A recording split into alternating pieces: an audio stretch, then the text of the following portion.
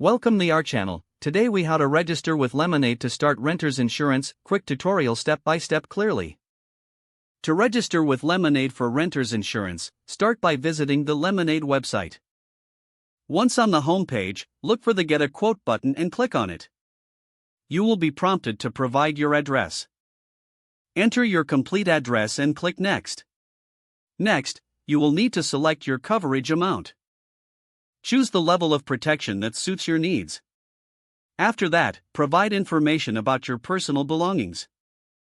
This may include specifics on valuable items or additional coverage needed. Then, create an account by entering your email address and choosing a password. Make sure to select a strong password for security purposes. After creating an account, check your email for a verification link. Click the link to verify your email address. Once your email is verified, log back into your Lemonade account. Continue the registration process by answering any additional questions required. You may need to provide some personal information, such as your date of birth. Next, review the terms and conditions, and agree to them by clicking on Agree.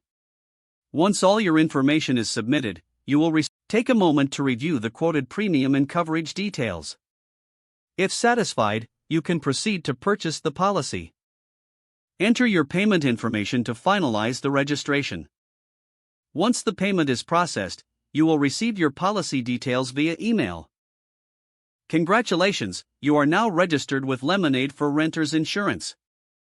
If the page does not load, refresh the browser or try again in a private or incognito window. Make sure you are using the correct email address, then retype it carefully to avoid small typos.